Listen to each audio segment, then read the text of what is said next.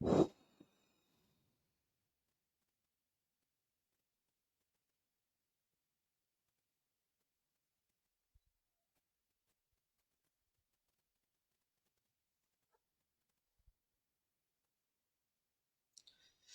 Evening everyone. Audio video clear है? एक बार कंफर्मेशन दीजिए।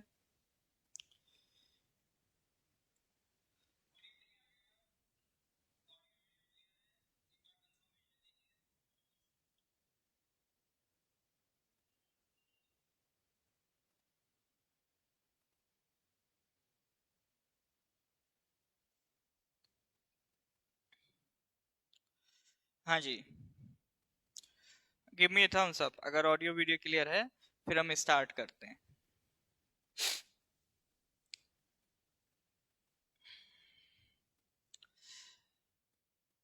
ओके, थैंक यू जी। All right, all right. चलिए, ठीक है, लाइट्स वगैरह सब बेटर है। हाँ तो सर देखिए, लास्ट क्लास में हम लोग पॉलिटी के क्वेश्चंस कर रहे थे। 15 क्वेश्चंस हमने डिस्कस किए थे प्रीवियस ईयर के, उसके आगे के क्वेश्चंस करेंगे। देखिए, सबसे पहले आप ये समझिए पीवाईक्यू हम डिस्कस क्यों कर रहे हैं, है ना। आप लोग हमेशा से सुनते आए हैं, बस एक बात सुनिए कि सर पीवाईक्यू एग्जाम के लिए इंपॉर्टेंट है, बट कभी इसको आप एनालाइज करिए क्यों इंपॉर्टेंट है। ऐसा तो नहीं है कि डायरेक्ट यही क्वेश्चन उठ के आ जाएगा एग्जाम में, या अगर मैं आपसे एनालिसिस करवा रहा हूँ डायरेक्ट, मैं आपको क्वेश्चंस भी दे सकता हूँ कि भाई लगा लो आप क्वेश्चंस। कितने ही हैवी क्वेश्चंस होते हैं, ये मैथ्स के भी क्वेश्चंस नहीं है कि जिसमें मेरे को हर एक क्वेश्चन को सॉल्व करके बताना पड़े। सारे ही फैक्चुअल बेस्ड क्वेश्चन है। आंसर दे दूं, क्वेश्चन दे दूं, आप घर पे भी कर सकते हो। तो अगर ऐसा हो सकता है तो मैं 1 घंटा बैठा के आपको एनालिसिस क्यों करा रहा हूँ। ऐसा क्यों हो रहा है कि सर पिछले 1 घंटे में हम सिर्फ 15 क्वेश्चन डिस्कस कर पाए। तो क्या हम सिर्फ यहाँ टाइम वेस्ट कर रहे हैं या कोई और पर्पज है? तो उसको सर समझते हैं। देखिए, आपका ये जो जीके क्वेश्चंस करवाने का पर्पज है, या जिस तरह से मैं करवा रहा हूँ, ये जो हम एनालाइज आपको करवा रहे हैं, अयान सर भी आपका करवा रहे हैं, तो मैं आपका जो एनालिसिस है उसका पर्पज ये लेके चल रहा हूँ, या जो भी मैं डिस्कशन करवा रहा हूँ पीवाईक्यूज का, उसका पर्पस सिंपल ये लेके चल रहा हूँ कि आपको सिर्फ उस क्वेश्चन पे फोकस नहीं करना है। ऐसा नहीं होना चाहिए कि सिर्फ आप वही क्वेश्चन करके निकल गए, क्योंकि पीवाईक्यू से क्वेश्चन फंसते हैं, ऑब्वियसली बात है, लेकिन जरूरी नहीं कि सारे ही क्वेश्चन फंस जाएं। तो यहाँ पर पर्पस ये है कि हर एक क्वेश्चन की हम एनालिसिस करते हैं। कोई भी क्वेश्चन आया, मान लीजिए प्रेसिडेंट से रिलेटेड क्वेश्चन आया, तो यहां पर मैं आपसे बात कर रहा हूं कि सर प्रेसिडेंट से रिलेटेड क्या क्या इंपॉर्टेंट आर्टिकल्स हैं। तो मान लीजिए प्रेसिडेंट से रिलेटेड एक क्वेश्चन जो आ चुका है वो हमने डिस्कस कर लिया, साथ ही साथ ऐसे 4 क्वेश्चन और डिस्कस कर लिए जो आपके एग्जाम में पूछे जा सकते हैं। तो ये सिर्फ आपका जीके सॉल्विंग पेपर नहीं है, ये ऐसा नहीं है मैं सिर्फ आंसर बता के जा रहा हूं। जो भी क्वेश्चंस हम डिस्कस कर रहे हैं उसमें उस क्वेश्चन से रिलेटेड आसपास जितनी भी जानकारी है उसको कवर कर रहे हैं। इसीलिए मैं कह रहा हूं एक क्वेश्चन को सिर्फ एक क्वेश्चन मत समझिए, एक क्वेश्चन में हम 3 से 4 फैक्ट्स मिनिमम डिस्कस करके चल रहे हैं, जिससे 3 से 4 सवाल आपके और बन सकते हैं। ठीक है, चलिए तो सर स्टार्ट करते हैं। तो पहले एक बार थम्स अप दे दीजिए, वीडियो को लाइक कर दीजिए, फिर हम लोग आगे बढ़ते हैं। तो लास्ट क्लास में सर हम लोग क्वेश्चन नंबर 15 तक पहुंच गए थे, उसके आगे आज स्टार्ट करेंगे। हाँ जी, हाँ। तो आज हम लोग सर स्टार्ट करेंगे आपका क्वेश्चन नंबर 16 से, ठीक है। क्वेश्चन नंबर 16 क्या कह रहा है सर? क्वेश्चन नंबर 16 कह रहा है, in India the constitution day is celebrated every year on. हर साल कॉन्स्टिट्यूशन डे कब सेलिब्रेट होता है? बहुत ही आसान सवाल है सर, बहुत ही आसान सवाल है। ठीक है, इसका सही जवाब देके अपने आप को संतुष्टि की प्राप्ति करें। बताइए सर, तो हर साल कॉन्स्टिट्यूशन डे हम किस दिन सेलिब्रेट करते हैं? 2002 में फॉरेस्टर में आया हुआ सवाल है ये सर। हाँ जी सर, अभी तक मुझे आंसर नहीं मिला है, जल्दी से कमेंट करिए, जल्दी कमेंट करिए, अभी आंसर नहीं मिला। इसमें इतना सोचने में टाइम नहीं लगना चाहिए, बहुत स्पीड से पढ़ाओ। उसके लिए ऐसा करना, आप रिकॉर्डिंग देख लेना और रिकॉर्डिंग को 1.25 कर लेना, स्पीड में हो जाएगा, ठीक है। हाँ, अरे इसमें भी गलती कर रहे हैं, दिसंबर 26, जनवरी 26 और कोई नवंबर 26। देखो सर, करेक्ट आंसर की अगर मैं बात करूं तो कॉन्स्टिट्यूशन डे कब सेलिब्रेट होता है? कॉन्स्टिट्यूशन डे सेलिब्रेट होता है नवंबर 26। मैं पहले भी इसको डिस्कस कर चुका हूं कि सर 26 नवंबर 1949 इस दिन कॉन्स्टिट्यूशन अडॉप्ट हुआ था, इसको हम सेलिब्रेट करते हैं एज ए कॉन्स्टिट्यूशन डे। और जो 26 जनवरी 1950 है इस दिन कॉन्स्टिट्यूशन एनफोर्स हुआ था, इसको हम सेलिब्रेट करते हैं एज ए रिपब्लिक डे। ये तो सर बहुत आसान सवाल था, ये अगर आ जाए तो गलत नहीं करके आना है, ठीक है। नेक्स्ट आप देखो, जो आपका 1949 है, the constitution day embarks the adoption of the Indian constitution on 26 नवंबर 1949। इसको आप देखो सर, तो कॉन्स्टिट्यूशन डे हम किस दिन सेलिब्रेट कर रहे हैं? 26 नवंबर 1949 को। देखो पहले 2015 से पहले इसको हम as a national law day celebrate करते थे। उसके बाद 2015 में जो ministry of social justice and empowerment है उन्होंने 26 नवंबर को क्या डिक्लेयर कर दिया? As a constitution day. तो ये 26 नवंबर को कॉन्स्टिट्यूशन डे के तौर पे हम कब से सेलिब्रेट कर रहे हैं? फ्रॉम आपका 26 नवंबर, ठीक है। तो ये पॉइंट ध्यान रखना, आपके एग्जाम में काम आएगा। नेक्स्ट आगे बढ़ते हैं सर, अगला question, question number 17। Who is known as a father of the Indian constitution? बताइए sir, who is known as a father of the Indian constitution? Mahatma Gandhi, Bhimrao Ambedkar, Babu Rajendra Nath या नन ऑफ द अबव? बताइए sir, who is known as the father of the Indian constitution? Mahatma Gandhi, doctor Bhimrao Ambedkar, Babu Rajendra Prasad या फिर none of the above? बताइए sir. ये भी sir आसान सवाल है। फादर ऑफ इंडियन कॉन्स्टिट्यूशन हम लोग किसको कहते हैं सर? बाबा साहेब डॉक्टर भीमराव अंबेडकर को, ठीक है। तो बाबा साहेब डॉक्टर भीमराव अंबेडकर को जानते हैं हम लोग as a father of the Indian constitution. क्यों कहते हैं? क्योंकि he was the chairman of the drafting committee. As he was the chairman of the drafting committee, इसीलिए हम उनको क्या कहते हैं? Father of the Indian constitution. ये क्वेश्चन आपके एग्जाम में कई बार पूछ चुका है, ठीक है। ये क्वेश्चन बहुत ज्यादा रिपीट होता है, chairman of the drafting committee के तौर पे पूछ लेता है या father of the Indian constitution पूछ लेता है। तो ये क्वेश्चन बार बार आपको देखने को मिलेगा, ठीक है। नेक्स्ट क्वेश्चन पे आते हैं सर।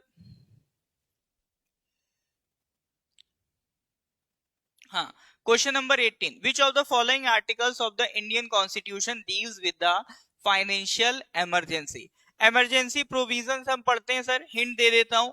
इमरजेंसी प्रोविजंस हम आर्टिकल 350 से 352 से लेकर 360 के बीच पढ़ते हैं, ठीक है। तो 352 से लेकर 360 के बीच हमारा इमरजेंसी प्रोविजंस होते हैं।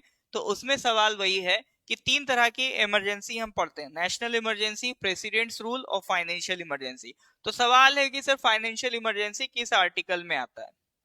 हाँ, नहीं बी नहीं है, 352 नहीं है सर। इसका करेक्ट आंसर इज आर्टिकल 360। तो ये जो फाइनेंशियल इमरजेंसी है सर, ये किस आर्टिकल में आपका आता है? It is article 360. It empowers the president to proclaim a financial emergency if he is satisfied that a situation has arisen to which the financial stability or credit of India or any part of its territory is threatened. ठीक है। अब इसमें देखो, ये तो बात हो गई फाइनेंशियल इमरजेंसी की। अगर नेशनल इमरजेंसी पूछे तो ध्यान रखेंगे आर्टिकल 352, और अगर प्रेसिडेंट रूल पूछा जाए तो कौन सा आर्टिकल है? आर्टिकल 356, ठीक है। और फाइनेंशियल इमरजेंसी पूछ ली तो उसके लिए आर्टिकल हम ऑलरेडी देख चुके हैं, कौन सा है? 360, ठीक है। तो तीन तरह के इमरजेंसी हमारे कॉन्स्टिट्यूशन में लिखी हैं।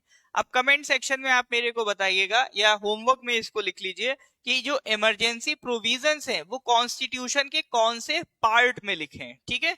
तो कमेंट करके बताइएगा कि जो इमरजेंसी प्रोविजन है, आर्टिकल मैंने आपको बता दिए 352 से 60, बट ये कॉन्स्टिट्यूशन के किस पार्ट में लिखे हुए हैं, जल्दी से ये भी बताइए, ठीक है। फिर सॉरी, आगे बढ़ रहे हैं सर अगले क्वेश्चन की तरफ। Question number 19, largest democracy of the world is? बताइए, largest democracy of the world is, ठीक है। तो ये थोड़ा सा जनरल सवाल है, बताइए largest democracy of the world is. ये भी देखो आपका फॉरेस्टर का आया हुआ सवाल है। Australia, India, Germany, none of the above? हाँ, Australia, Germany, India, none of the part 5 कैसे बोल सकते हैं? पार्ट 5 तो इतना पढ़ाया है हमने, पूरा यूनियन देखो। पार्ट 6 कैसे तुक्के मार रहे हैं? थोड़ा भी पढ़ोगे तो पार्ट 5 और 6 तो नहीं बोलोगे, ठीक है सर। लार्जेस्ट डेमोक्रेसी वर्ल्ड में कौन सी है सर? बिल्कुल, लार्जेस्ट डेमोक्रेसी वर्ल्ड में हम किसको कहते हैं? इंडिया को कहते हैं। India is considered to be the world's largest democracy. उसका रीजन क्या है सर लार्जेस्ट डेमोक्रेसी कहने का? ये पॉपुलेशन के बेसिस पे हम कहते हैं इंडिया को दुनिया की लार्जेस्ट डेमोक्रेसी, क्योंकि इतनी बड़ी आबादी आपका किसके अंडर है सर? एक डेमोक्रेसी के अंदर है, तो इसी it is called as the largest democracy. ये पॉपुलेशन की वजह से बोला जाता है, ठीक है। चलिए नेक्स्ट क्वेश्चन पे आते हैं sir. Question number 20। A quasi federal form of government, a federal system with a strong central government in Indian constitution was adopted from। Quasi federal system of government है हमारा, जिसमें सेंटर स्ट्रांग है compare to states. तो ये जो हमने आपका feature है ये कहां से बोरो किया है? देखो ये भी फॉरेस्ट गार्ड का पूछा हुआ सवाल है। ब्रिटिश कॉन्स्टिट्यूशन, अमेरिकन कॉन्स्टिट्यूशन, आपका आयरिश कॉन्स्टिट्यूशन या फिर कैनेडियन कॉन्स्टिट्यूशन? बताइए सर इसका सही जवाब क्या है? A quasi-federal form of government that is a federal system with a strong central government in Indian constitution was। बताइए। It was adopted from। हाँ जी सर, जल्दी बताइए correct answer. British constitution, American constitution, Irish या Canadian? लगा दो sir तुक्का। देखो examiner अभी नहीं देख रहा है ना, तो जितनी भी गलती करनी है यही कर लो, जो भी लग रहा है लगाओ, तो ताकि एग्जाम में जब आप जाओ तो सही आंसर के साथ जाओ, वहां गलती करना अवॉइड करेंगे, ठीक है। चलिए, तो ये जो हमने फीचर है सर क्वासी फेडरल सिस्टम जहां पे स्ट्रॉन्ग सेंट्रल गवर्नमेंट है, ये हमने कहां से बोरो किया है सर? कनाडा से बोरो किया है। देखिए हम अपने कंट्री की बात करें तो हम अपने आप को फेडरल नहीं कहते हैं। हमने आर्टिकल 1 में अपने आप को क्या बोल रखा है? We are a union of states. Federal word वहां यूज होता है जहां यूनियन होता है, ओवरऑल कंट्री मैनेज करेगा, स्टेट्स होता है। तो यूनियन की स्टेट्स एक रीजनल टेरिटरी होती है ना, जैसे अपने आप भी है। कहने को तो हम भी काइंड ऑफ फेडरेशन ही है, क्योंकि ये एक यूनियन गवर्नमेंट है जो पूरे कंट्री को देख रहा है, और एक अलग से रीजनल गवर्नमेंट भी है जो एक स्टेट को देख रही है। तो यूनियन गवर्नमेंट भी है, स्टेट गवर्नमेंट भी है, दोनों की अपनी अपनी पावर है। लेकिन हमारे देश में यूनियन की जो पावर है वो स्टेट से ज्यादा होती है। पावर ऐसा नहीं है कि यूनियन अलग है स्टेट अलग है तो दोनों को इक्वल पावर दी जाए। जो पावर का टिल्ट है वो यूनियन की तरफ ज्यादा है। हमारे देश में यूनियन भी है स्टेट भी है, बट पावर का टिल्ट किधर है? यूनियन की तरफ ज्यादा है। इसीलिए हम अपने आप को क्या कहते हैं? Quasi federal. और ये वर्ड किसने यूज किया था सर कि भारत एक क्वासी फेडरल स्टेट है? केसी वियर, ठीक है, प्रोफेसर केसी वियर हैं, उन्होंने भारत को कैसे डिस्क्राइब किया? As a quasi federal.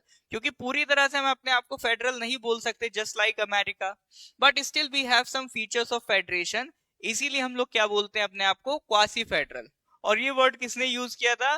KC wear ने यूज किया था। ये कहीं भी कॉन्स्टिट्यूशन में नहीं लिखा है।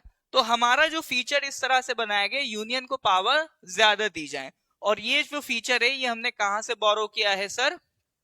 कनाडा से बोरो किया है, ठीक है, कनाडा से बोरो किया। आ रही है बात समझ में? क्लियर है? हाँ जी सर, यहां तक क्लियर है तो give me a thumbs up. बताइए sir, give me a thumbs up, कोई डाउट होने से बताइए। हाँ जी सर,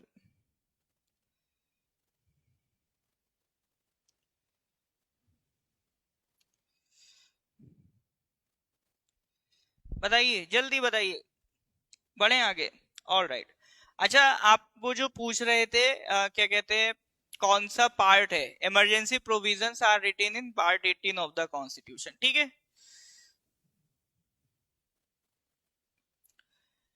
चलिए नेक्स्ट आगे बढ़ते हैं सर अगले क्वेश्चन की तरफ। Question number 21। The president of the constituent assembly after the independence was. Question sir ये है कि जब हमें भारत में आजादी मिली थी तो उस टाइम कॉन्स्टिट्यूएंट असेंबली का प्रेसिडेंट कौन था? देखिए हमारा जो पॉलिटी स्टार्ट होता है, पॉलिटी स्टार्ट ही कॉन्स्टिट्यूएंट असेंबली से होता है। तो वहां पर हम ये पढ़ते हैं कि सर कॉन्स्टिट्यूएंट असेंबली बनी थी आपका 1946 में, उसकी पहली मीटिंग होती है 9 दिसंबर 1946 को, ठीक है। तो इसमें हम लोग सर जो डिस्कस करते हैं दैट इज कॉन्स्टिट्यूएंट असेंबली की पहली मीटिंग कब हुई थी, 9 दिसंबर 1946 को। बट कॉन्स्टिट्यूशन बन के रेडी कब हुआ था, 26 नवंबर 1949 को। जब ये कॉन्स्टिट्यूएंट असेंबली बनी थी उस टाइम आपका प्रेसिडेंट कौन थे कॉन्स्टिट्यूएंट असेंबली के, डॉक्टर राजेंद्र प्रसाद। अब सवाल ये है कि जब कॉन्स्टिट्यूएंट असेंबली बन रही है तब देश को आजादी नहीं मिली है, 1947 में आजादी मिली। तो आजादी मिलने के बाद कौन है कॉन्स्टिट्यूएंट असेंबली का प्रेसिडेंट, ठीक है। तो ये थोड़ा सा कंफ्यूज करने के लिए सवाल पूछा गया था। ऐसा कुछ भी नहीं है सर, आजादी के बाद भी टिल 26 नवंबर 1949 जब तक कॉन्स्टिट्यूएंट असेंबली रही है तब तक उसके प्रेसिडेंट कौन रहे हैं सर, डॉक्टर राजेंद्र प्रसाद, ठीक है। तो जब तक कॉन्स्टिट्यूएंट असेंबली रही है उसके प्रेसिडेंट कौन है, डॉक्टर राजेंद्र प्रसाद, ठीक है। अच्छा, इसी बात पर मेरे को कमेंट सेक्शन में बताइए, कॉन्स्टिट्यूएंट असेंबली जब बनी थी तो टेम्परेरी तौर पर एक एल्डर सिटीजन को प्रेसिडेंट बनाया गया था, एक टेम्परेरी प्रेसिडेंट बनाए गए थे कॉन्स्टिट्यूएंट असेंबली के शुरू में। क्या नाम था सर उनका, हाँ जी सर, शुरू में कॉन्स्टिट्यूएंट असेंबली के एक टेम्परेरी प्रेसिडेंट बनाए गए थे, उनका क्या नाम था, जल्दी से कमेंट करके बताइए। 2 दिन के लिए बनाए गए थे, 9 दिसंबर को असेंबली बनी थी तो वो टेम्परेरी बनाए गए थे। उसके बाद 11 दिसंबर 1946 को इलेक्शन हुए तो उसमें डॉक्टर राजेंद्र प्रसाद को इलेक्ट कर लिया गया था कॉन्स्टिट्यूएंट असेंबली का प्रेसिडेंट।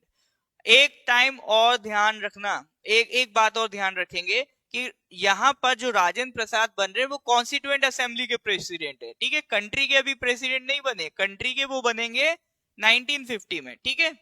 तो जो टेम्परेरी तौर पे आपका प्रेसिडेंट बने थे वो थे डॉक्टर सच्चिदानंदा सिन्हा, इनका भी नाम ध्यान रखिएगा, डॉक्टर सच्चिदानंदा सिन्हा, ये टेम्परेरी तौर पे प्रेसिडेंट बने थे।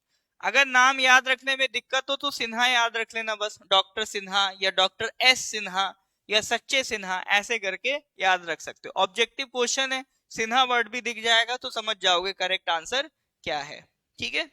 बहुत बढ़िया, बढ़ते हैं सर आगे नेक्स्ट क्वेश्चन की तरफ। Question number 22, the maximum strength of council of ministers in a state as per constitution, ठीक है,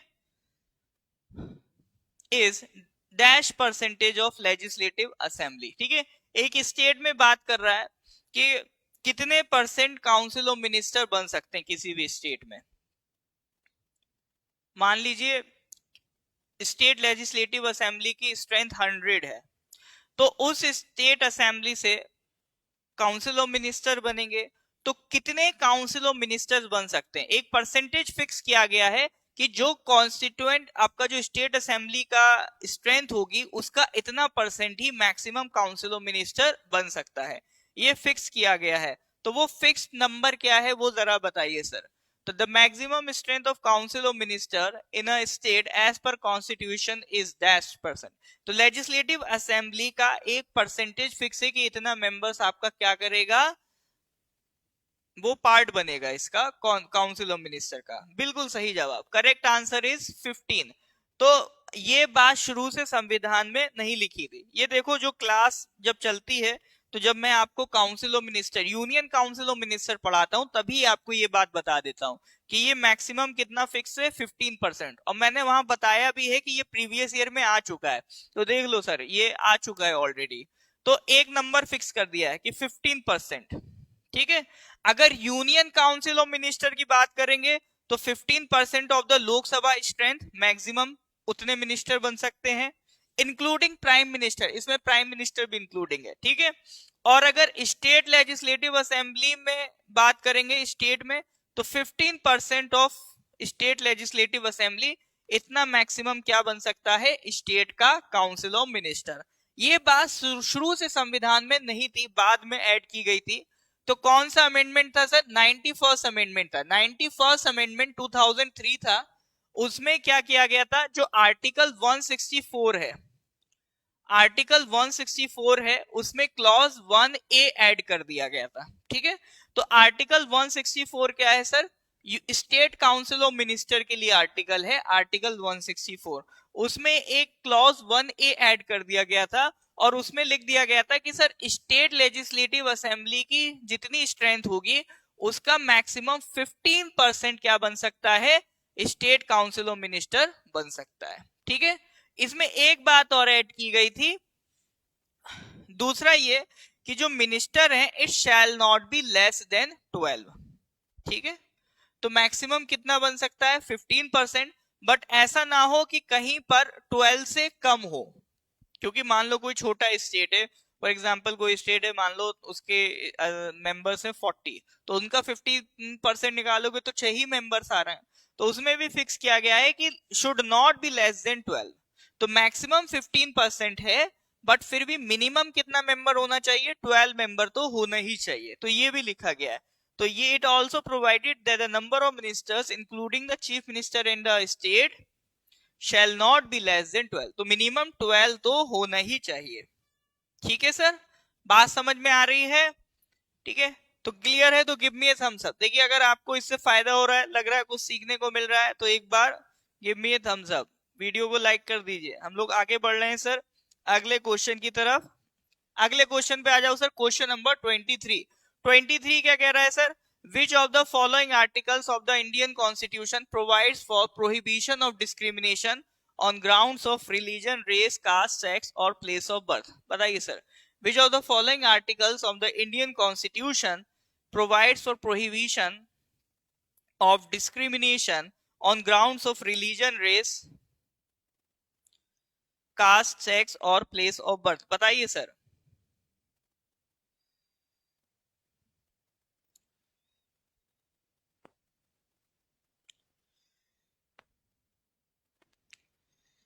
हाँ जी सर, करेक्ट आंसर क्या होगा?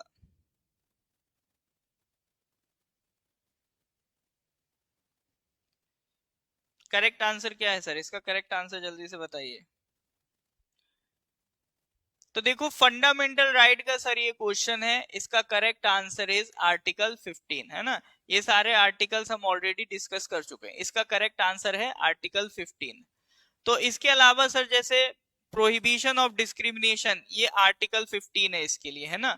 आर्टिकल 16 इक्वालिटी ऑफ अपॉर्चुनिटी देता है, आर्टिकल 17 अबॉलिशन ऑफ अनटचेबिलिटी देता है, और आर्टिकल 18 अबॉलिशन ऑफ टाइटल्स देता है। इसके लिए मैंने एक निमोनिक भी बता रखा है, आर्टिकल 14 से 18 के लिए, लॉ रिमूव्स ऑल डाउट। ठीक है, तो इसमें जो लॉ वर्ड है ये किससे रिलेट है? आर्टिकल 14 जो बात करता है equality before law and equal protection of laws, और ये जो डी है ये रिलेट करता है डिस्क्रिमिनेशन से, आर्टिकल 15 प्रोहिबिशन ऑफ डिस्क्रिमिनेशन। ठीक है, ये ओ है, ये आर्टिकल 16 इक्वालिटी, ओ बोले तो अपॉर्चुनिटी, तो ये बात करता है equality of opportunity in matters of public employment.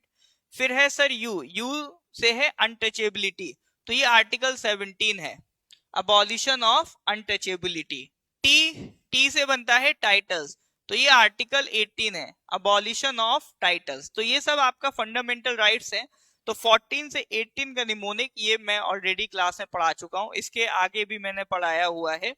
ठीक है, तो इससे आप याद रख सकते हो 14, 15, 16, 17, 18। तो आर्टिकल 15 जो है वो किसकी बात करता है? Prohibition of discrimination. इसमें 6 क्लॉजेज हैं सर। तो जैसे क्लॉज 1 आर्टिकल 15 का क्या बोलता है? वो बोलता है कि सर किसी भी तरह का डिस्क्रिमिनेशन नहीं होगा, है ना, on the basis of religion, race, caste, sex और प्लेस ऑफ बर्थ।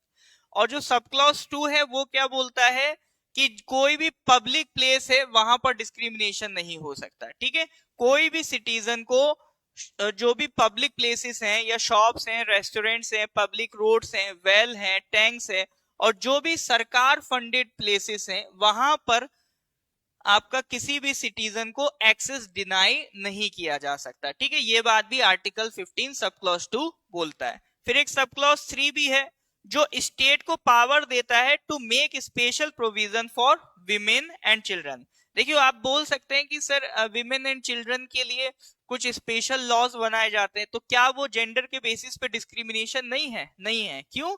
क्योंकि आर्टिकल 15 ऑलरेडी ये बात लिख चुका है, to make special provision for women and children. ठीक है, उसके बाद आर्टिकल 15 सब क्लॉज 4, तो जब ये आर्टिकल 15 बना था 3 सब क्लॉजेस से, बाकी के 3 बाद में ऐड किए गए हैं। तो सबसे पहला अमेंडमेंट जो आया था 1951 में, उसमें पॉइंट ऐड कर दिया गया था कि socially and educationally backward classes के लिए भी स्पेशल प्रोविजन किए जा सकते हैं। विमेन एंड चिल्ड्रन वाला तो ऑलरेडी ऐड था, फर्स्ट अमेंडमेंट करके socially and educationally backward classes के लिए भी ऐड कर दिया गया प्रोविजन कि ये किया जा सकता है। फिर sub clause Y 5 93rd amendment से ऐड किया गया, जो बात करता है कि SC ST OBC को रिजर्वेशन दिया जा सकता है ना, इंक्लूडिंग प्राइवेट इंस्टीट्यूशंस। फिर बाद में 103rd अमेंडमेंट से एक सब क्लॉज 6 भी ऐड किया गया। ये तब ऐड हुआ था जब सरकार ने इकोनॉमिकली वीकर सेक्शंस के लिए जो रिजर्वेशन स्टार्ट किया था, तो उसको जस्टिफाई करने के लिए यहाँ पर सब क्लॉज 6 ऐड किया गया था, जो इकोनॉमिकली वीकर सेक्शन के लिए भी 10% रिजर्वेशन इंक्लूड करता है। 15 आर्टिकल में क्या लिखा है वो मैंने एक बार आपको ब्रीफली बता दिया है ना। बाकी उसमें आपसे जो पूछेगा डायरेक्ट आर्टिकल 15 पूछेगा एज इट इज जैसा क्वेश्चन आया था, तो इतना डिटेल में नहीं जाएगा, बस आपकी जानकारी के लिए मैंने थोड़ा सा इसको बता दिया है। बाकी पूछेगा तो मैं पहले भी बोल चुका हूँ, फंडामेंटल राइट्स में डायरेक्ट इसी तरह के क्वेश्चन आपका पूछ लेता है। ठीक है सर? हाँ जी सर, यहाँ तक कोई डाउट है? क्लियर है तो गिव मी ए थम्स अप। हाँ जी सर, यहाँ तक सब क्लियर चल रहा है तो गिव मी ए थम्स अप। कोई डाउट होने से पूछ लीजिए सर। फिर हम लोग आगे बढ़ रहे हैं अगले क्वेश्चन पे, क्वेश्चन नंबर 24 क्या कह रहा है sir? Principles of liberty equality and fraternity in Indian constitution was adopted from. Liberty equality fraternity के जो प्रिंसिपल हैं हमने अपने कॉन्स्टिट्यूशन ने कहां से अडॉप्ट किए? बताइए सर, करेक्ट आंसर क्या है? Principle of liberty equality and fraternity in Indian constitution is adopted from. Once more नहीं होता है, डाउट पूछना होता है। वंस मोर के लिए इसका रिकॉर्डिंग रहेगा, वंस क्या ट्रिपल मोर, क्वाड मोर, जितना करना उतना मोर कर लेना आप। ठीक है, principles of liberty equality and fraternity in Indian constitution was adopted from. जल्दी बताइए। हाँ सर, ये तो बहुत आसान सवाल है, ये सब देखो सब क्लास में किए हुए क्वेश्चन है, लगभग हर चीज आपका क्लास में कवर है। ठीक है, तो इसीलिए बहुत चिंता नहीं करनी है कि कहां से आएगा। तो देखिए, जो लिबर्टी इक्वालिटी फ्रेटर्निटी है वो हमने कहां से बोरो किया? फ्रांस से बोरो किया, फ्रेंच कॉन्स्टिट्यूशन से बोरो किया। वहां कहां से आया? फ्रेंच रेवोल्यूशन से आया। तो ये कंसेप्ट हमने फ्रेंच रेवोल्यूशन से उठाए हैं। तो फ्रेंच रेवोल्यूशन जो आपका कब चला था? 1789 से लेकर 1799 तक। तो वहां पर भी जो मोनार्की थी उसको खत्म किया गया था इस रेवोल्यूशन से। उसी को खत्म करने के लिए ये रेवोल्यूशन लाया गया था। इसकी अपनी एक पूरी अलग डिटेल है जो हम कभी अलग से एक वीडियो बना के डिस्कस करेंगे कि फ्रेंच रेवोल्यूशन में क्या क्या हुआ था, है ना। तो ये सारी चीजें वो अलग पार्ट में चली आएंगी। बहरहाल इतना ध्यान रखें कि लिबर्टी इक्वालिटी फ्रेटर्निटी हमने कहां से बोरो की। अब देखो, आप इतने सवाल कर चुके हो तो थोड़ा सा एनालाइज करने की कोशिश करिए कि किस टाइप के क्वेश्चंस पूछ रहा है। आर्टिकल बेस पूछ रहा है ना, आपका ये पार्ट हमने कॉन्स्टिट्यूशन में कहां से बोरो किया इस पे पूछ रहा है। तो ये एक वेराइटी ऑफ क्वेश्चन है जो आपका पूछता रहता है। तो आपको हर एक वेराइटी पता चल जाएगी किस किस टाइप के क्वेश्चंस आते हैं, ताकि आपका जो डायरेक्शन है वो उसी में फिक्स रहे। तो ये एक बहुत इंपॉर्टेंट रोल प्ले करता है ये समझने में प्रीवियस ईयर क्वेश्चंस। ठीक है, नेक्स्ट बढ़ते हैं सर क्वेश्चन नंबर 25 पे। देखो, वही मैंने कहा था ना, ड्राफ्टिंग कमेटी वाला क्वेश्चन बहुत इंपॉर्टेंट है, कई बार रिपीट हो चुका है। देखो दोबारा फिर आ गया। तो chairman of the drafting committee of the Indian constitution of India was. तो अभी हम लोग सर 2022 के ही क्वेश्चन कर रहे हैं। बताइए sir, the chairman of the drafting committee of the Indian constitution was doctor Rajendra Prasad, doctor Bhimrao Ambedkar, Nehru, Sardar Patel. ये हम लोग ऑलरेडी सर ये डिस्कस कर चुके हैं।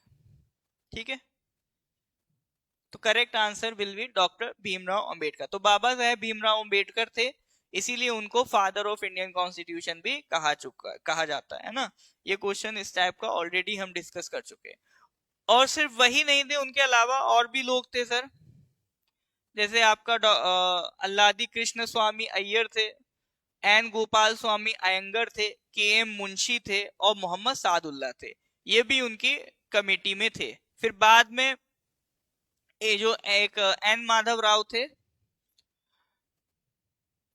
एक बाद में बीएल मित्तर भी ऐड हुए थे, और उसके अलावा एक आपका डीपी खैतान भी बाद में ऐड हुए थे, है ना। सॉरी, बीएल मित्तर थे, उनको रिप्लेस कर दिया था एन माधव राव ने, है ना। और एक डीपी खेतान थे, उनको रिप्लेस कर दिया था टीटी कृष्णम चारिम ने। तो ये आपके ओवरऑल मेंबर्स थे। बाकी इसमें जो एपीएसएसबी मेनली पूछता है, एपीएसएसबी ज्यादातर आपका चेयरमैन ही पूछेगा। एपीपीएससी में एक्सपेक्टेड है कि हो सकता है वो एक दो मेंबर के नाम पूछ ले, है ना। चलिए नेक्स्ट क्वेश्चन पे आते हैं sir. Question number 26, Raipur is the administrative capital of which Indian state. देखो कभी कभी क्वेश्चन ऐसे भी सिंपल पूछ लेता है, भारत का कोई स्टेट दे देगा, उसकी कैपिटल पूछ लेगा। ऐसे भी आसान आसान सवाल कभी कभी आपसे पूछे गए। बताइए सर, रायपुर किसकी कैपिटल है? गोवा की, नागालैंड की, झारखंड की, या फिर छत्तीसगढ़ की? तो एक बार देख लेते हैं सर किस स्टेट की क्या क्या कैपिटल है। तो गोवा की अगर हम बात करें सर, गोवा की कैपिटल क्या है? आई होप आप सब जानते होंगे, पणजी। नागालैंड की क्या है सर? कोहिमा। झारखंड की क्या है? रांची। छत्तीसगढ़ की क्या है सर? छत्तीसगढ़ की है रायपुर। ठीक है, छत्तीसगढ़ की कैपिटल क्या है? रायपुर। तो करेक्ट आंसर क्या हो जाएगा? रायपुर। अब रायपुर जो है, ये जब शुरू से स्टेट नहीं था, ठीक है, सॉरी, छत्तीसगढ़ शुरू से स्टेट नहीं था, it was part of Madhya Pradesh. तो छत्तीसगढ़ एज ए स्टेट कब बना? तो 1 नवंबर 2000 को ये एक स्टेट बनता है। अभी 1 नवंबर फिर आ रहा है 2025 में, तो इसको कितने साल हो जाएंगे? 25 साल पूरे हो जाएंगे एज अ स्टेट। तो 1 नवंबर 2000 को स्टैब्लिश हुआ था by the Madhya Pradesh reorganisation act of 2000। तो ये मध्य प्रदेश से सेपरेट होके अलग स्टेट बना है 2000 में। ठीक है, बाय पॉपुलेशन देखें, sorry by area, it is the 10th largest state in India. अगर इसकी बॉर्डर्स हम थोड़ा एनालाइज करें तो इधर देखो मध्य प्रदेश से तो ये सेपरेट हुआ है, एक साइड ये यूपी भी लगता है, ये झारखंड भी लगता है, उड़ीसा भी लगता है, और तेलंगाना भी लगता है, प्लस ये महाराष्ट्र भी लगता है। तो ये थोड़ा सा बॉर्डरिंग स्टेट है। मेनली इसमें क्या ध्यान रखेंगे, ये जरूर ध्यान रख लेना, छत्तीसगढ़ कब बना। ठीक है, तो छत्तीसगढ़ की फॉर्मेशन ईयर कौन सी है? 2000। तो 1 नवंबर 2000 में छत्तीसगढ़ आपका फॉर्म्ड हुआ था। तो ये बात ध्यान रखेंगे रिगार्डिंग छत्तीसगढ़। हाँ जी सर, यहाँ तक कोई डाउट है तो पूछ लीजिए। क्लियर है तो गिव मी थम्स अप। हाँ जी सर, कोई डाउट है तो पूछ लीजिए, क्लियर है तो गिव मी थम्स अप। फिर हम लोग आगे बढ़ रहे हैं सर अगले क्वेश्चन की तरफ।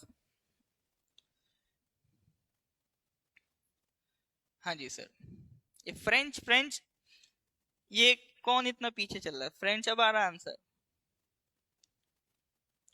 चलिए नेक्स्ट क्वेश्चन पे आ जाओ सर। ये क्वेश्चन थोड़ा इसमें छुप रहा है। In India the chairman of inter state council is. बताइए sir, question number 27। In India the chairman of inter state council is union home minister, prime minister, president, none of the above. तो जब हम polity पढ़ते हैं तो polity में एक topic आता है सर आपका relation between union and states. तो मैं वहां पर आपका दो आर्टिकल जरूर बताता हूँ, एक आर्टिकल 262 और एक आर्टिकल 263। ठीक है, दो आर्टिकल्स मैं आपको जरूर बताता हूँ, और वो मैं बोलता भी हूँ कि सर इससे रिलेटेड सवाल आने की प्रोबेबिलिटी रहती है। तो उसी से रिलेटेड सवाल ये पूछा गया है। तो ये आपका वैसे तो एक सीएलडीसी का एग्जाम था, है ना। तो बट फिर भी जितने भी मुझे प्रीवियस ईयर मिले एपीएसएसबी के, मैंने सारे उठा लिए, ठीक, क्योंकि ये भी पूछा जा सकता है। अब इसमें सर क्या ध्यान रखना है, 262 किससे रिलेटेड है? वाटर डिस्प्यूट को रिजॉल्व करने से रिलेटेड है। और 263 जो आर्टिकल है, रिलेशन जो है बिटवीन यूनियन और स्टेट्स में, पार्ट 11, वो किससे डील करता है? इंटर स्टेट काउंसिल से डील करता है। ठीक है, इसके तहत प्रेसिडेंट बना सकते हैं inter state council. It empowers president to establish an inter state council. तो आर्टिकल 263 ध्यान रखेंगे। और इसका जो हेड होगा वो कौन होगा सर? चेयरमैन। चेयरमैन इसका प्राइम मिनिस्टर होगा। ठीक है,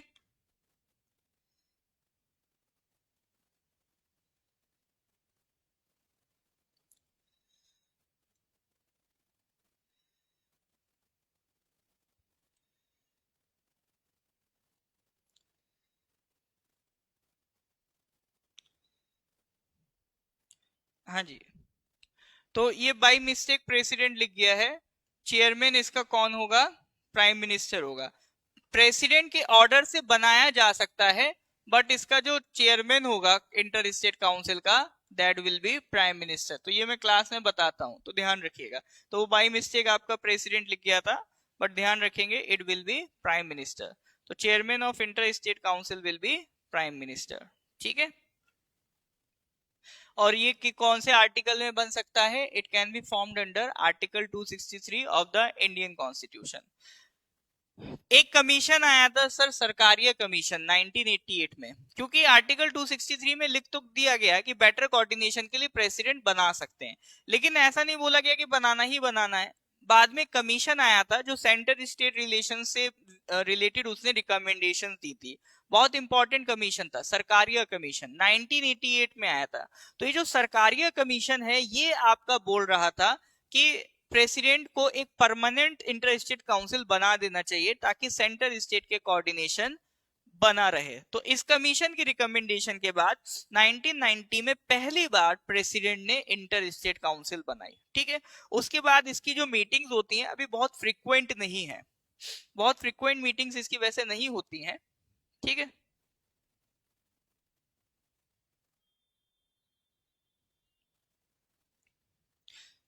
but still it is written in the constitution. चूंकि ये कॉन्स्टिट्यूशन में लिखा है इसलिए इस पे सवाल बन सकता है। हाँ जी सर, किसी को कोई डाउट है तो बताइए। क्लियर है तो गिव मी ए थम्स अप। कोई डाउट होने से पूछ लीजिए सर।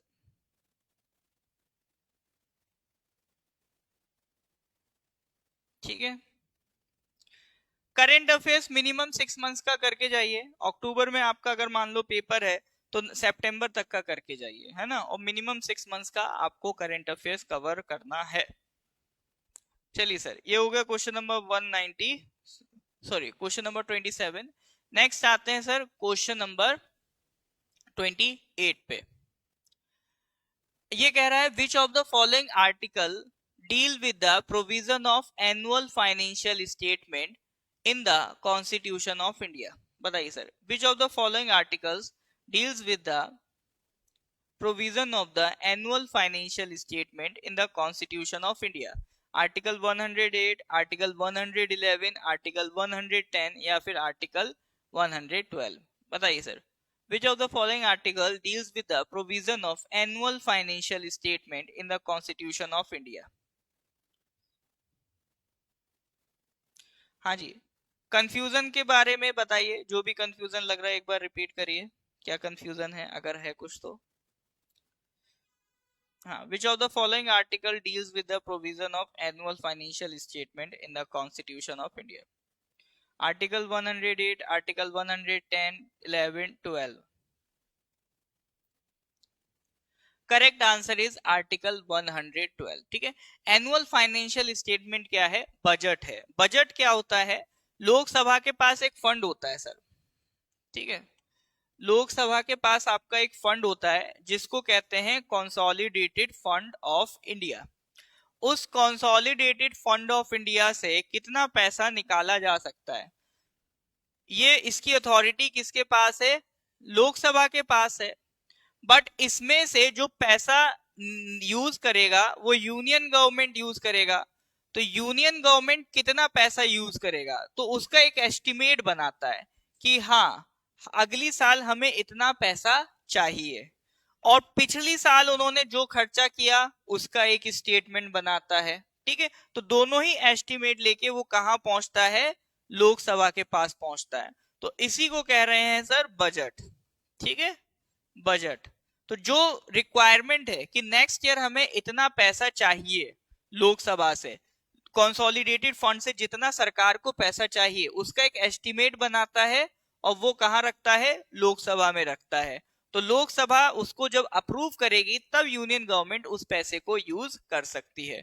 तो ये बात किस में लिखी है? आर्टिकल 112 में। The president shall in respect of every financial year cause to be laid before both houses of parliament a statement of the estimated receipts and expenditure of the government of India for that year. In this part referred to as the annual financial statement. आम भाषा में हम लोग क्या word use करते हैं? Budget. But constitution में कहीं भी वर्ड बजट नहीं लिखा गया है। क्या लिखा गया है? Annual financial statement. ठीक है, कौन सा वर्ड लिखा गया है सर? Annual financial statement. ठीक है सर, चलिए तो ये ध्यान रखेंगे। अच्छा, कुछ और इंपॉर्टेंट आर्टिकल भी हैं इससे इसके आसपास, जैसे आर्टिकल 110 है वो मनी बिल से रिलेटेड है। आर्टिकल 108 है वो जॉइंट सिटिंग ऑफ पार्लियामेंट से रिलेटेड है। ठीक है, तो इसके आसपास दो आर्टिकल्स और हैं 112 के आसपास। तो 110 मनी बिल से रिलेटेड है, 110 जो लोकसभा राज्यसभा की जॉइंट आपका मीटिंग होती है, जॉइंट सिटिंग होती है, उससे रिलेटेड है। ठीक है, चलिए सर आगे बढ़ते हैं, क्वेश्चंस काफी सारे हैं। तो नेक्स्ट क्वेश्चन की तरफ बढ़ते हैं sir. Question number 29, chairman of Rajya Sabha submits his resignation to. अगर राज्यसभा के चेयरमैन को रिजाइन करना है तो अपना रेजिग्नेशन वो किसको देंगे? प्राइम मिनिस्टर को देंगे, लोकसभा स्पीकर को देंगे, राज्यसभा के डेप्यूटी चेयरमैन को देंगे या प्रेसिडेंट को देंगे? बताइए सर।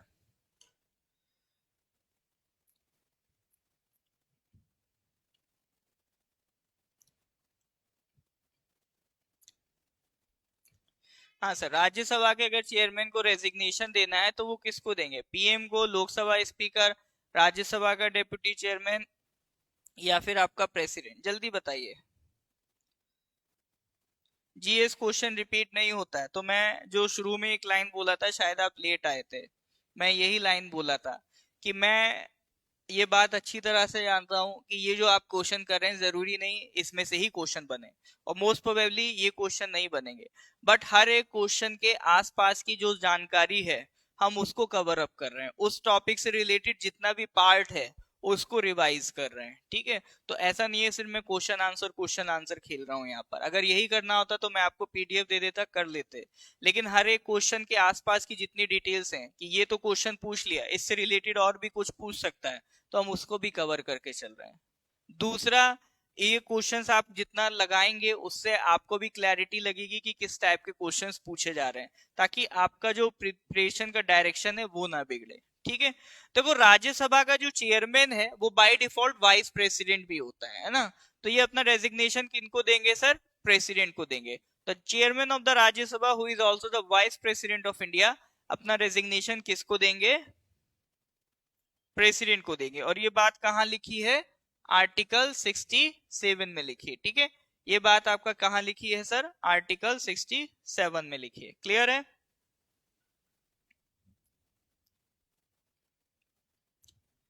हाँ, तो ये बात आपका कहां लिखी है sir? Article 67 sub clause A में लिखी है।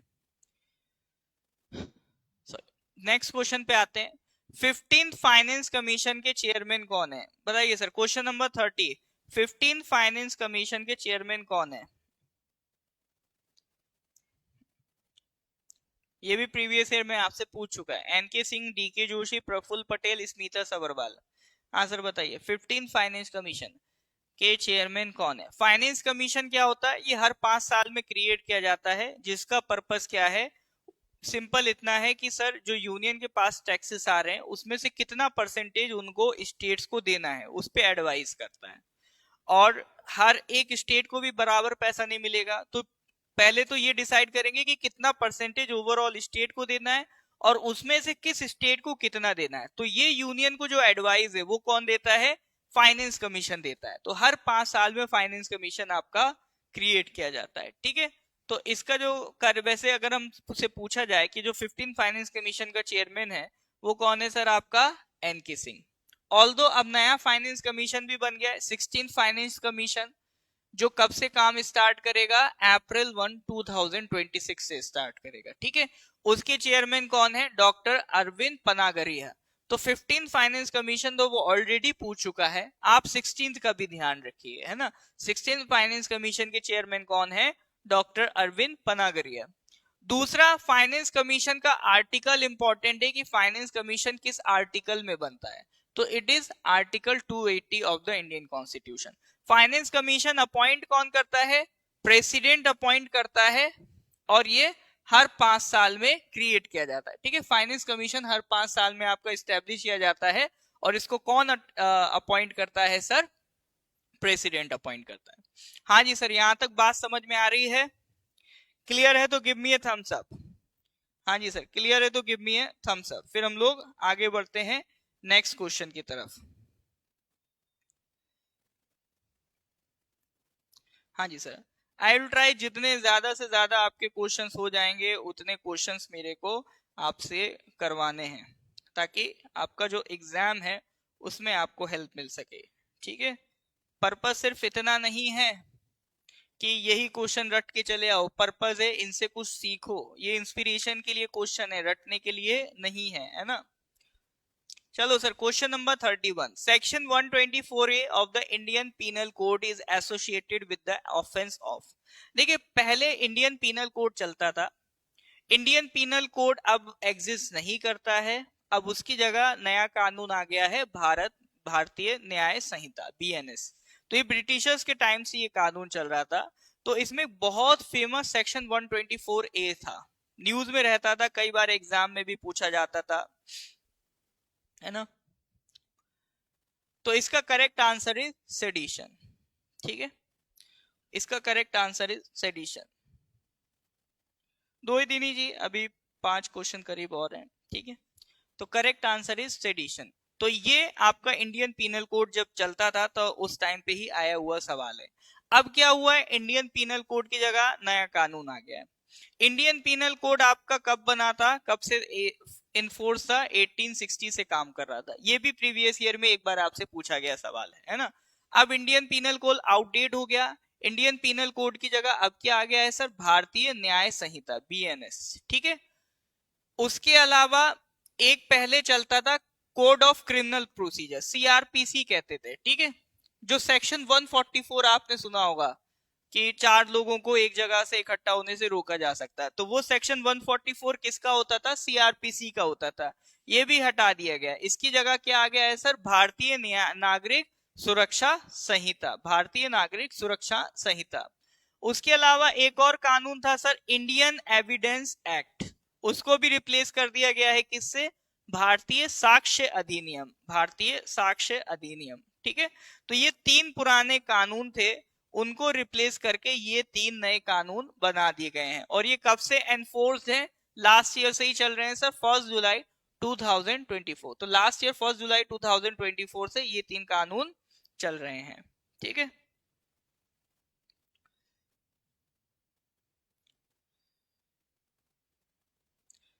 ये PDF आपको पूरा मिल जाएगा, ठीक है। तो इसको ऐसा जितना नोट करने का नीड नहीं है, ये PDF आपको मिल जाएगा टेलीग्राम पे, मैं अपलोड करवा दूंगा, है ना। इसको बस अच्छे से सुन लो, टेलीग्राम चैनल आप सर्च कर लेना, नॉर्थ ईस्ट PSC मिल जाएगा, है ना। अदरवाइज इसका डिस्क्रिप्शन में भी लिंक डलवा देंगे, है ना। चलिए नेक्स्ट बढ़ते हैं सर आगे, नेक्स्ट क्वेश्चन की तरफ। Question number 32। 71st constitutional amendment including which of the following languages in the 8th schedule। देखिए, जब हम पॉलिटी वाला पार्ट क्लास में स्टार्ट करते हैं तो जो कॉन्स्टिट्यूएंट असेंबली उसको पढ़ाने के बाद मैं अगला पार्ट शेड्यूल्स ही पढ़ाता हूँ। शेड्यूल्स में क्या होता है? शेड्यूल्स में आपका सवाल बनते रहते हैं, है ना। जैसे अभी रिसेंट में शेड्यूल 7 पे सवाल पूछा, शेड्यूल 4 पे पूछ लेता है, ये शेड्यूल 8 का सवाल है। तो शेड्यूल 8 में बेसिकली हमने क्या लिखा है? ऑफिशियल लैंग्वेजेस लिखी हैं। इनिशियली जब ये संविधान में शेड्यूल 8 बना था तो 14 लैंग्वेजेस थी, बाद में इसमें अमेंडमेंट करके और लैंग्वेजेस ऐड की गई हैं। तो सवाल यही है कि सर इसमें से एक अमेंडमेंट दिया है 71st अमेंडमेंट, और उस 71st अमेंडमेंट से कौन कौन सी लैंग्वेजेस शेड्यूल 8 में ऐड की गई, ये सवाल है, ठीक है। कौन कौन सी लैंग्वेजेस शेड्यूल 8 में ऐड की गई, तो इसको ध्यान से देखना सर। सर सबसे पहले तो हम लोग शेड्यूल 8 की बात कर लेते हैं। शेड्यूल 8 में क्या लिखा है, हमारी ऑफिशियल लैंग्वेजेस। उसके अलावा कॉन्स्टिट्यूशन में पार्ट 17 है। पार्ट 17 किसके बारे में बात करता है, ऑफिशियल लैंग्वेजेस के बारे में बात करता है। और उसमें आर्टिकल कहां से कहां तक है, 343 से लेकर 351 तक, जिसमें एक इंपॉर्टेंट आर्टिकल है 344। आर्टिकल 344 क्या बोलता है, for the constitution of a commission by the president on expiration of 5 years from the commencement of the constitution. ठीक है, तो लैंग्वेजेस के लिए कमीशन बनाने की बात करता है 344। फिर 351 किसकी बात करता है, हिंदी लैंग्वेज को स्प्रेड करने की बात करता है आर्टिकल 351। ठीक है, तो ये 344 351 इसके कुछ इंपॉर्टेंट आर्टिकल्स हैं जो पार्ट 17 में आपका ऑफिशियल लैंग्वेजेस से डील करता है। बाकी अब आते हैं सर 8 शेड्यूल की तरफ। तो 8 शेड्यूल के हिसाब से ये लैंग्वेजेस उसमें आपका एग्जिस्ट करती हैं। ठीक है, ये लैंग्वेजेस आपका एट प्रेजेंट कितनी लैंग्वेजेस है सर, 22 लैंग्वेजेस है। एट प्रेजेंट 22 लैंग्वेजेस है। इसमें जो 14 थी वो तो इनिशियली जब से संविधान बना शेड्यूल 8 था, ये 14 लैंग्वेजेस शुरू से थी। उसके बाद पहला अमेंडमेंट हुआ शेड्यूल 8 में 1967 में। तो 1967 में 21st अमेंडमेंट हुआ, जिससे इसमें एक और भाषा ऐड कर दी गई। कौन सी थी, सिंधी। 21st अमेंडमेंट 1967 से सिंधी ऐड की गई। बाद में जो 71st अमेंडमेंट था उससे कोंकणी, मणिपुरी एंड नेपाली ऐड की गई। कौन कौन सी, कोंकणी, मणिपुरी एंड नेपाली ऐड की गई 71st अमेंडमेंट से। और उसके बाद 92nd अमेंडमेंट हुआ था 2003 का, उससे आपका बोडो, डोगरी, मैथिली एंड संथली ऐड की गई। ठीक है, तो ये भाषाएं कौन सी अमेंडमेंट से ऐड की गई, 92nd अमेंडमेंट। तो ऑफिशियल लैंग्वेजेस में 3 अमेंडमेंट हुई हैं सर, 1967 में, 1992 में और 2004 में। तो 71st अमेंडमेंट से कोंकणी, मणिपुरी एंड नेपाली ऐड की गई। तो इसका करेक्ट आंसर क्या हो जाएगा सर, हाँ जी, करेक्ट आंसर क्या हो जाएगा, मणिपुरी। तो इसमें जो 3 ऐड की गई, कोंकणी, मणिपुरी, नेपाली, ऑप्शन में सिर्फ मणिपुरी है, तो correct answer will be Manipuri. Is that clear?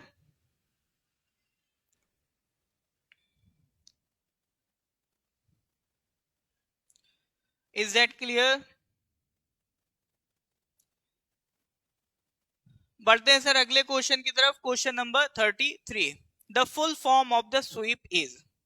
Question number 33 पे आ जाइए। The full form of the SVEEP is, correct answer बताइए सर।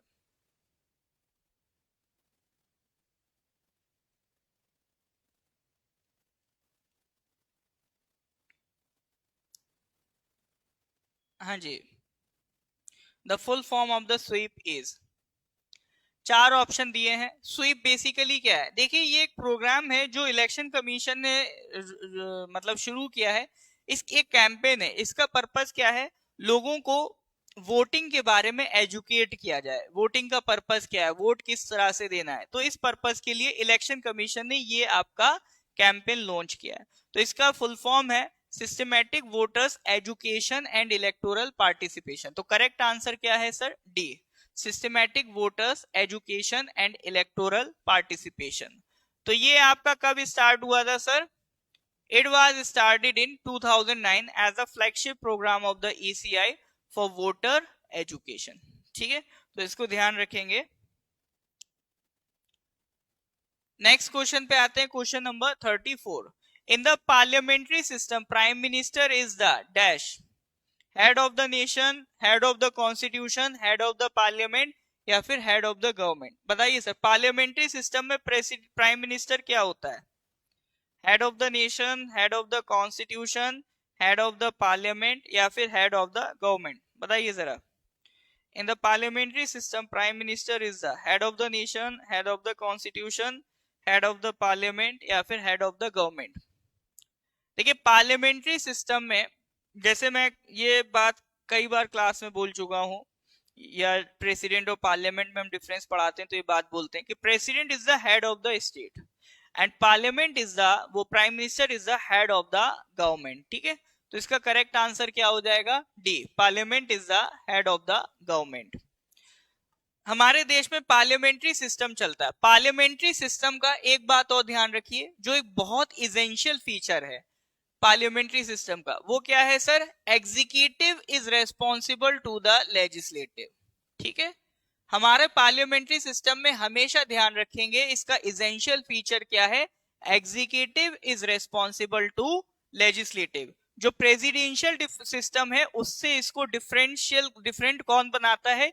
ये लाइन बनाती है, executive is responsible to legislative. ठीक है, उसके अलावा पार्लियामेंट्री सिस्टम से रिलेटेड सेंटर में यूनियन के लिए है आर्टिकल 74 एंड 75 और स्टेट्स के लिए है आर्टिकल 163 164। सेंटर के लिए याद कर लेना सर 74 79 और इसमें 89 ऐड कर दोगे तो किसके आर्टिकल मिल जाएंगे? स्टेट्स के 163 एंड 164। चलिए sir, that is your question number 34। हाँ जी सर, यहां तक कोई डाउट है तो बताइए। क्लियर है तो गिव मी ए थम्स अप। अगर लग रहा है क्वेश्चंस करके कुछ फायदा हो रहा है, कुछ जानकारी मिल रही है तो गिव मी ए थम्स अप। हाँ जी सर, बताइए जरा, कोई डाउट होने से पूछ लीजिए।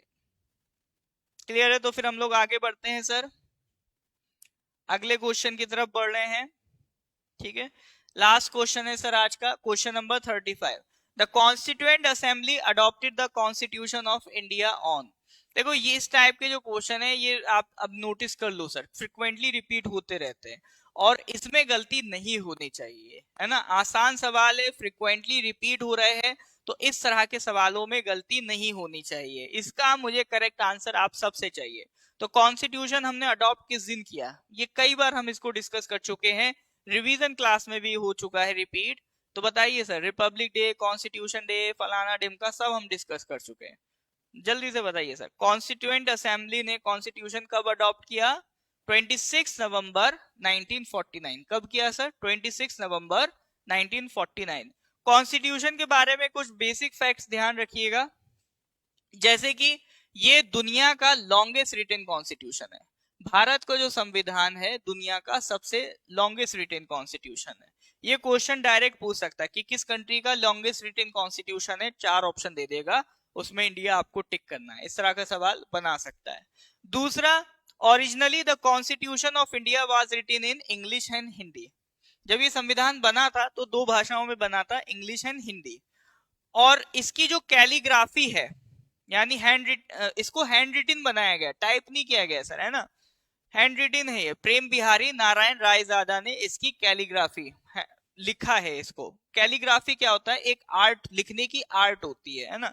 ऐसा नहीं कि बिल्कुल ऐसे नॉर्मली लिख के चले गए, एक कर्सिव राइटिंग होती है, ब्यूटीफुली जो लिखा जाता है उसको कैलीग्राफी कहते हैं। तो पूरे कॉन्स्टिट्यूशन की कैलीग्राफी जो इंग्लिश वाला पार्ट है किसने किया है? प्रेम बिहारी नारायण रायजादा ने। उसके अलावा हर एक पेज की साइड्स को डेकोरेट किया गया है। तो ये डेकोरेट किसने किया गया है? शांति निकेतन के आर्टिस्ट थे, under the guidance of Nandlal Bose, उन्होंने किया है। ठीक है, कॉन्स्टिट्यूशन को बनने में कितना टाइम लगा? 2 years 11 months and 18 days। Constitution बनने में कितना टाइम लगा? 2 years 11 months and 18 days। ठीक है, तो ये सारे पॉइंट्स ध्यान रखेंगे sir regarding the constitution of India, है ना। ये कुछ इंपॉर्टेंट फैक्ट्स हैं। आई होप यहाँ तक बात आपको क्लियर होगी। क्लियर है तो गिव मी थम्स अप। ठीक है, तो ये सेशन हम लोग यही रैप अप कर रहे हैं। तो मेन पर्पस बस यही है।